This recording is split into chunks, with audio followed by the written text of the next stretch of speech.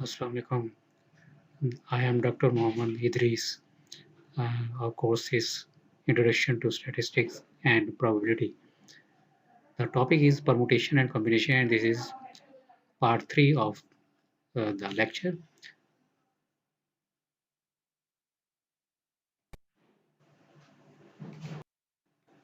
Yes, in the last lecture, we studied some rules of permutation. In this lecture, we will study combination. A combination is a selection of objects taken from distinct objects without regard to the order of selection. Permutation और combination में difference यही है कि combination जो है ये object जब आप सिलेक्ट करते हैं तो उसमें ऑर्डर को हम मद्देनज़र नहीं रखते। परमुटेशन में हम सिलेक्शन भी करते हैं और साथ उसको ऑर्डर भी लेते हैं। यानी जो परमुटेशन है वो लिस्ट के लिए यूज़ करते हैं, यानी लिस्ट आपने बनानी हो, कोई कैंडिडेट्स की लिस्ट बनानी हो तो उसमें ऑर्डर आ जाएगा, फर्स्ट नंबर पे कौन आएगा, सेकंड पे कौन आएगा, थर्ड पे कौन आएगा। लेकिन कॉम्बिनेशन में ऐसी कोई बात नहीं, कॉम्बिनेशन जस्ट सिलेक्शन है, यानी ग्रुप ऑफ मेंबर्स अगर आपने कहीं से सिलेक्ट करने हैं तो उसके लिए कॉम्बिनेशन यूज़ होता है। Combination of n distinct objects taken r at a time is given by NCR equal to n factorial over r factorial n minus r factorial। r की वैल्यू 0 1 2 3 n हो सकती है। 0 मीन कि आपने कोई भी सिलेक्शन नहीं की है, इसलिए 0 का कोई मीनिंग नहीं है यहाँ।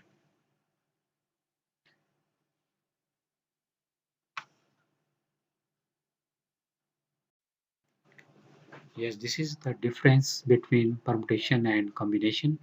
Permutation is used for lists, order matters, and combination for groups. In permutation जो है, जैसे कि मैंने आपको बताया कि सिलेक्शन भी है और उसके बाद में अरेंजमेंट भी होती है, लेकिन कॉम्बिनेशन में सिर्फ सिलेक्शन होती है। तो जाहिर है फिर कॉम्बिनेशन के जो नंबर ऑफ आउटकम्स होंगे या नंबर ऑफ वेज होंगे वो कम होंगे और परमुटेशन के नंबर ऑफ वेज ज़्यादा होते हैं। डिफरेंस के लिए ये एक कोटेशन भी है जो कि बहुत पॉपुलर है। Famous joke for the difference is a combination law should really be called a permutation law. यानी लॉक जो है उसमें कुछ नंबर्स के कॉम्बिनेशंस आप बना देते हैं और वो लॉक हो जाता है, तो असल में वो नंबर्स का जो अरेंजमेंट है वो परमुटेशन है।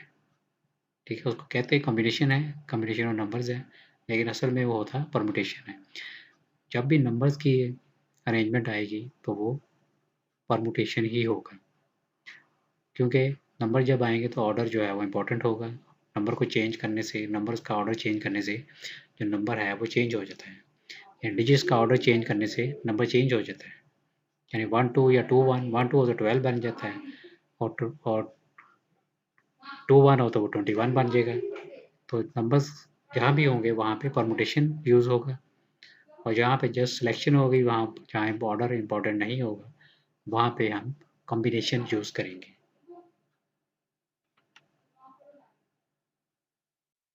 हाँ जी, कॉम्बिनेशन के कुछ ये इम्पोर्टेंट फार्मूलेज हैं कि NC1 is equal to n, NC2 जो है वो n into n minus one और 2 फैक्टोरियल होता है। यानी n में से अगर आपने n ऑब्जेक्ट्स हैं और उसमें से आपने 2 ऑब्जेक्ट्स सेलेक्ट करने हैं तो वो NC2 होगा। NC3 को इस तरह से हम एक्सपेंड करेंगे, similar NC4, NC5, you can do it. And NCn minus r equal to NCr, ये भी फॉर्मूला है जिसको आप प्रूव कर सकते हैं इजीली।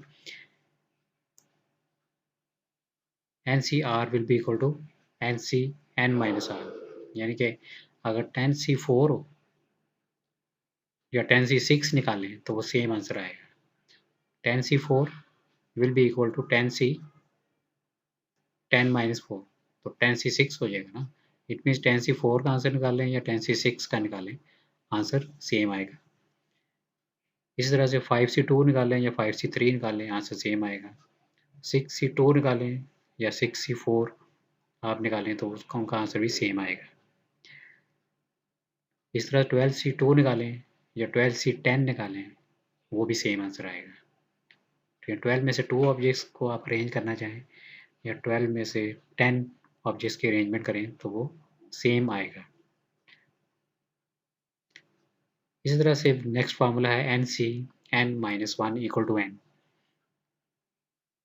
यानी कि अगर 4 ऑब्जेक्ट्स हैं और उसमें से 3 की अरेंजमेंट करनी है, n-1 है ना, यानी 4 में से 3 की करनी है, तो वो उसका आंसर 4 ही आएगा।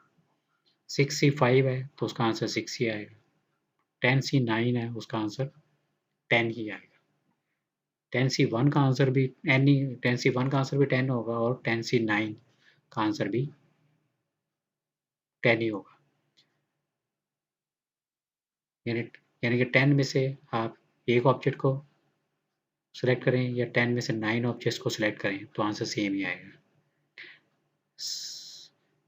और 10 में से 10 ऑब्जेक्ट्स को सेलेक्ट करें तो उसके नंबर ऑफ वेज 1 होंगे। NCN is 1।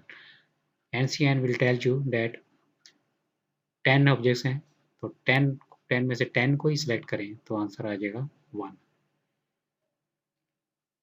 Similarly, there is a relation between NPR and NCR. NPR equal to R factorial into CR into CR factorial. NCR. NPR equal to R factorial into NCR. फार्मूले में वापस दोनों के अगर आप देखें तो आपको इजीली पता चल जाएगा कि ये इसके इक्वल होता है। यानी इसमें R फैक्टोरियल एक एक्स्ट्रा टर्म है जो कि NCR में डिवाइड हो रही है, तो उसको मल्टीप्लाई कर दें तो वो NPR बन जाएगा। इस फार्मूले से हमें ये भी पता चल रहा है कि NPR is greater than NCR, यानी NPR जो नंबर आएगा, जो आंसर आएगा वो NCR से ग्रेटर ही होगा।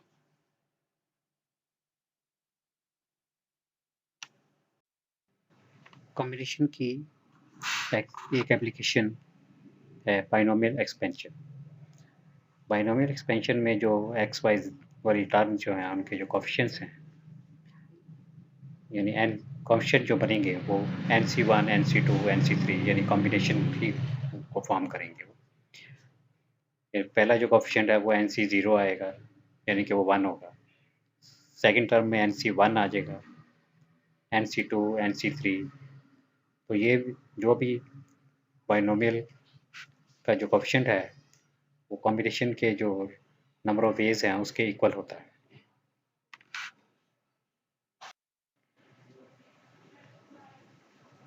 अब ये एग्जांपल करते हैं। Calculate the number of ways in which 5 children can be divided into groups of 2 and 3. 9 children can be divided into groups 5 and 4. अब इसमें देखें आप 5 में से 2% हमने सेलेक्ट करने हैं। 5 चिल्ड्रन है उसमें से 2 सेलेक्ट करने हैं और फिर 3 का भी एक ग्रुप बनाना है। तो 5 में से 2 चिल्ड्रन आप सेलेक्ट करेंगे तो बाकी 3 रह जाएंगे। तो 3 जो है ना वो, तो 3 में से बाकी 3 हम चूज़ कर लेंगे। पहले 5 में से हम 2% चूज़ करेंगे तो वो 2 का एक ग्रुप बन जाएगा। बाकी चिल्ड्रन रह गए 3, तो 3 में से भी 3 चूज़ करने हैं तो वो 3C3 हो जाएगा। तो टोटल चांसेस फिर आ जाएंगे 5C2 multiplied by 3C3। So total are 10 ways. इसी तरह से सेकंड जो पार्ट बी है, 9 children can be chosen from 9 children can be divided into groups of 5 and 4। तो 9 में से पहले 5 हम चूज़ करेंगे तो बाकी 4 रह जाएंगे, तो 4 में से 4 ही चूज़ करेंगे, वो 4C4 है। तो 9C5 इंटू 4C4। 9C4 भी पहले कर सकते हैं मल्टीप्लाई बाई 5C5, ये भी कर सकते हैं। या इस एग्जांपल से हमें ये भी पता चला कि अगर हम ग्रुप्स हमने डिफरेंट बनाने हैं तो उनको हम चूज़ कर सकते हैं कितने वेज में, यानी कि 9 चिल्ड्रन है और अगर हमने ग्रुप बनाना है 4 या 5 का, तो 9 चिल्ड्रन में ज़ाहिर है एक ग्रुप 4 का बनेगा और एक 5 का बनेगा। तो 9 में से पहले 4 चूज़ कर लें या 9 में से 5 चूज़ कर लें, तो वही आपका आंसर होगा। इसी तरह से जो 5 चिल्ड्रन है, अगर 2 और 3 का ग्रुप बनाना है तो 5 में से 3 पहले चूज़ कर लें, तो वो दूसरा जो ना वो 2C2 ही हो जाएगा। और 5 में से पहले 2 चूज़ कर लें तो दूसरा ग्रुप खुद ही बन जाएगा, 5 से 2 एक ग्रुप बन जाएगा। 5 में से 2 चिल्ड्रन आप सेलेक्ट कर लेंगे और बाकी जो 3% रह जाएंगे वो दूसरा ग्रुप ऑलरेडी बन चुका होगा। नेक्स्ट एग्जाम्पल है the club contains the president, the secretary, and 8 other members. The club is asked to send a group of 4 representatives to a conference. Calculate the number of different ways in which the group can be formed if it must contain both the president and the secretary, either the president or the secretary, but not both. Now, in this example, there are 8 members and 2 other members, president and secretary. So, total are 10 members. And we have to choose 4 representatives from 10. But in part A, we have to find the number of ways in which both the president and the secretary are chosen. यानी president और secretary को लाजमी choose करना है, 2 member वो हो जाएंगे और 2 अदर चूज करने हैं, यानी कि 2 मेंबर हम चूज कर लेंगे प्रेसिडेंट सेक्रेटरी, वो तो मस्ट होने चाहिए. It means we have to select 2 other members. 8 में से president and secretary can be chosen in 2C1 in 2C2 ways, and the remaining 2 persons can be chosen from 8 persons in 8C2 ways. यानी कि president secretary तो लाजमी choose करना है, president और secretary तो लाजमी चूज करना है, और 2 अदर मेंबर्स हमें चूज करने हैं. वो 8 में से चूज करेंगे फिर, तो क्योंकि 8 जो है ना वो दूसरे मेंबर्स हैं, तो वो आ जाएगा 8C2 एंड 2C2. 2C2 तो 1 ही होता है, उसको नाम भी आप लिखें तो कोई मसला नहीं है. 8C2 टोटल वेज आ जाएंगे 28. So there are 28 ways to select 4 members if both the president and the secretary must be chosen. 2 member तो लाजमी होंगे, बाकी 2 मेंबर्स और जो हमने चूज कर लिए, तो ये आपके टोटल नंबर ऑफ वेज आ जाएंगे. तो इसमें भी देखें पार्ट ए में ये रिस्ट्रिक्शन गिवन थी कि प्रेसिडेंट सेक्रेटरी लाजमी होनी चाहिए, तो उनको भी चूज कर लें आप. उनको ना भी अगर आप चूज करें तो वो तो 1 ही रहना है वैसे. इट मीन्स हमने सिर्फ 2 मेंबर्स और चूज करने थे, 8C2 वो आ जाएगा, तो 4 मेंबर हमारे पूरे हो गए. In the second part, we have to find the number of ways if either the president or the secretary but not both must be chosen.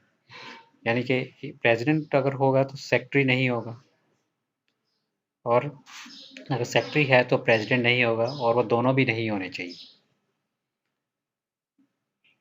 दोनों इकट्ठे भी नहीं होने चाहिए. यानी प्रेसिडेंट अगर चूज करेंगे तो सेक्रेटरी को नहीं करेंगे, और सेक्रेटरी चूज करेंगे तो प्रेसिडेंट को हम चूज नहीं करेंगे. इट मीन्स अगर हम प्रेसिडेंट और सेक्रेटरी में से 2 पर्सन को चूज 2 पर्सन हैं, उनमें से किसी एक को चूज करना है हमने, प्रेसिडेंट और सेक्रेटरी. इट मीन्स कि इन दोनों में से 1 पर्सन हम ले लेंगे, 2C1 आ जाएगा वो.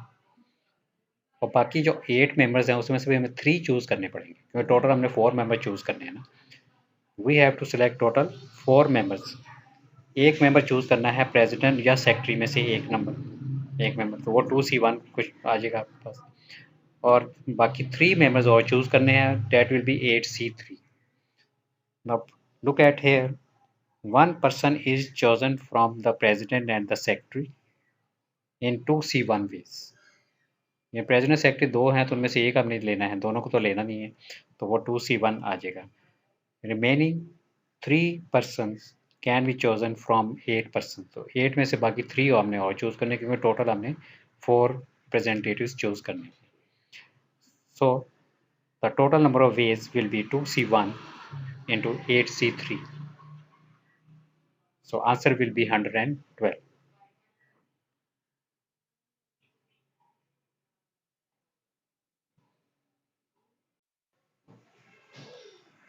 Now come to the example 12.3, example 3 of the lecture number 12.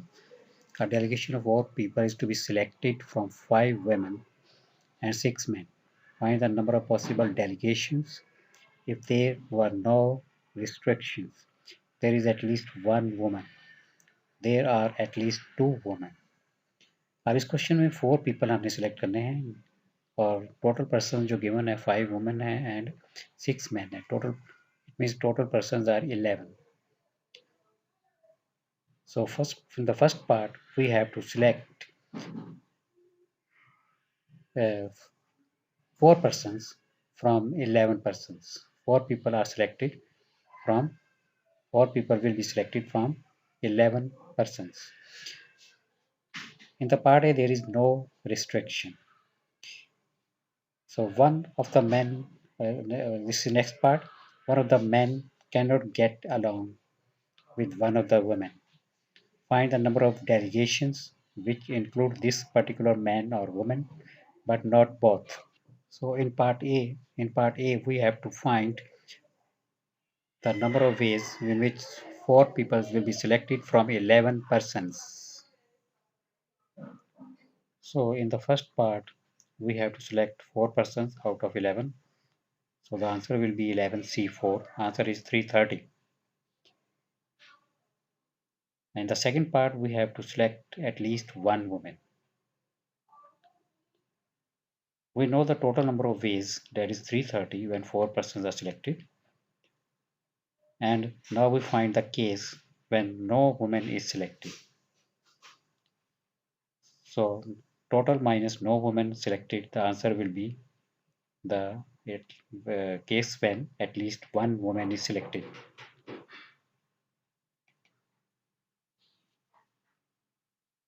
हाँ जी, तो इस पार्ट बी में we have to find the number of ways of selecting at least one woman. तो at least one woman का मतलब ये है कि one woman आप select करेंगे at least one, और 3 जो ना वो फिर मैन सेलेक्ट करने पड़ेंगे. इफ अगर 2 वुमेन होंगे तो 2 ही मैन हो जाएंगे, क्योंकि टोटल जो है ना वो पर्सन 4 हैं. और अगर 3 वुमेन होंगी तो मैन 1 हो जाएगा. और अगर 4 की 4 ही वुमेन होंगी तो जो मैन है वो 0 हो जाएंगे. ठीक है, तो इस केस में आपने ये किया है कि टोटल नंबर ऑफ वेज जो है, इसमें सारे वेज हैं, इसमें ऑल पॉसिबल आउटकम्स हैं, और नो वुमेन का केस जो है ना वो माइनस हमने कर दिया है. तो टोटल जो केस है वो है, टोटल जो आउटकम्स हैं वो 11C4 हैं, जैसे कि पार्ट ए में हमने निकाला है. And number of ways of selecting no women are 6C4 dot into 5C0, यानी कि चारों की चारों हमने मैन ले लिए हैं और वुमेन हमने नहीं ली.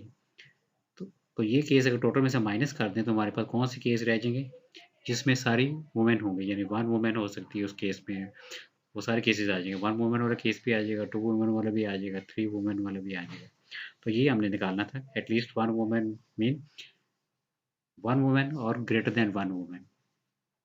Greater than 1. At least mean greater than equal to 1. So the total cases will be 3, 1, 5. In part C, we have to find the case, the number of ways of selecting at least 2 women. अगर 2 women select करेंगे हम तो 2 women और 2 men होंगे. ठीक है, part सी में आप देखें एटलीस्ट 2 वुमेन तो 3 वुमेन भी हो सकती हैं, 4 वुमेन भी हो सकती हैं, इसलिए फिर 3 केसेस ये आ जाएंगे, 3 women, 1 women and 4 women and 0 man. So पहला जो केस है वो 2 वुमेन 2 मैन है, तो ये 5C2 और 6C2 आ जाएगा, क्योंकि 5 जो है ना वो वुमेन है और जो 6 हैं वो है मैन. तो 5C2 एंड 6C2. उसके बाद केस है 3 + 3 वुमेन एंड 1 मैन. तो 3 वुमेन है तो 5C3 आ जाएगा और 6C1. 5C3 यानी 5 में से 3 वुमेन आप सेलेक्ट कर रहे हैं और 6C1 में 6 में से एक वुमेन आप सेलेक्ट कर रहे हैं, 6 में से एक मैन सेलेक्ट कर रहे हैं. Similarly, the answer will be 215. आगे एक और पार्ट है इसका, one of the man can not get along with one of the women. अब इसमें ये गिवन है कि एक अगर पर्टिकुलर मैन है वो अगर आएगा तो पर्टिकुलर वुमेन वो नहीं जाएगी, यानी में दोनों में से एक जाएगा.